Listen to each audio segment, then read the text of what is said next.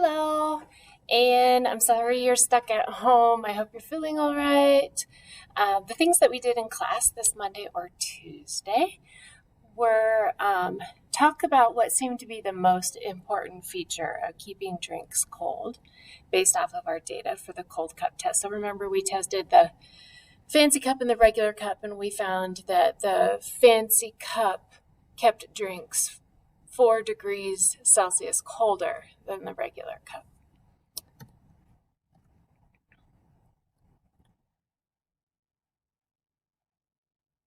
So the things that we did in class were update our table of contents, which you should do in your notebook.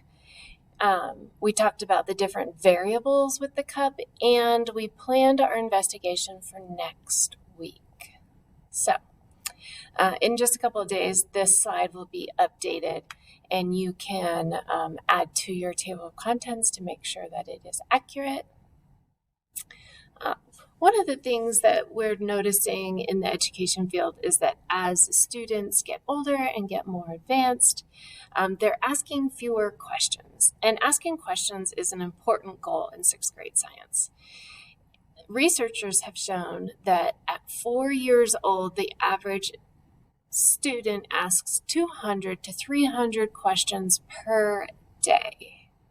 And that between the ages of 2 and 5, kids ask an average of 40,000 questions. And this is really valuable for them to learn about the world. So we are trying to foster that question asking.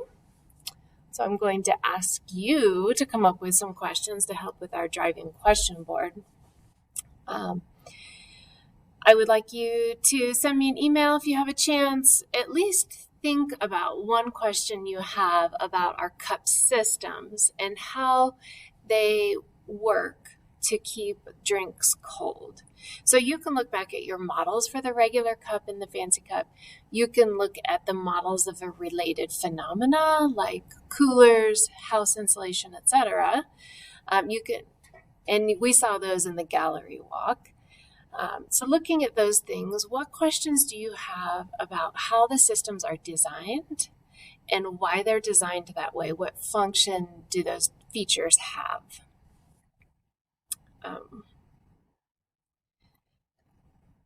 So reviewing our data and ideas, we looked at some of the driving questions and what factors students thought were important. So looking at the fancy cup, we talked about whether or not the lid is an important feature, whether the straw is an important feature, the fact that the lid twists on or just the fact that it's there is of question. We talked about, is that thick plastic? How does the thicker plastic help? Is the double cup inside make a difference? And why does that work? What's inside there what if it was water or some other substance? What if it was just completely filled with plastic? We also started to introduce we talked about the hole in the lid of the regular cup and how it was twice as big and wondered why it was designed that way. And some people proposed ideas. And how we could test if that hole was significant. How do you think we could test if that hole was significant?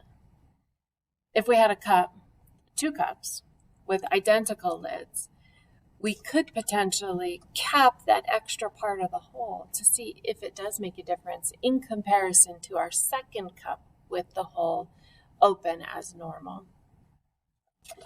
We also started to introduce alternative cups.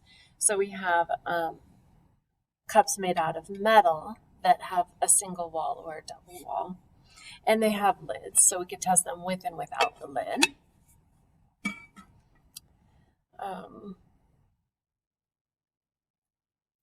So then we also I just talked about the different variables and the different parts of the system that we could test.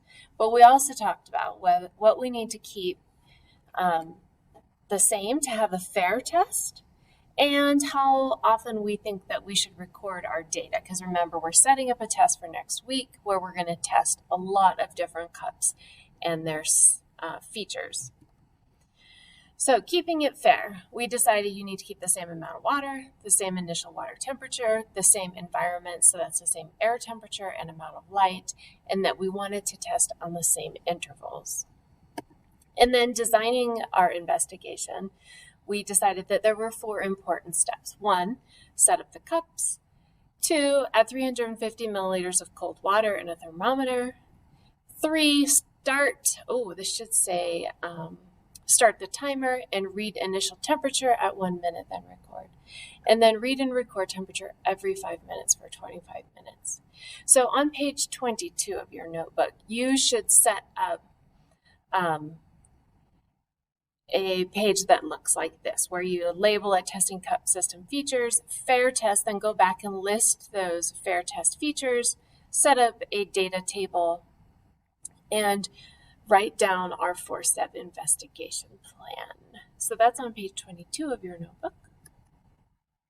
All right, take care, take your vitamins, get outside and get some sunshine, because making vitamin D seems to be really important to your immune system, and get lots of sleep. Hope to see you soon.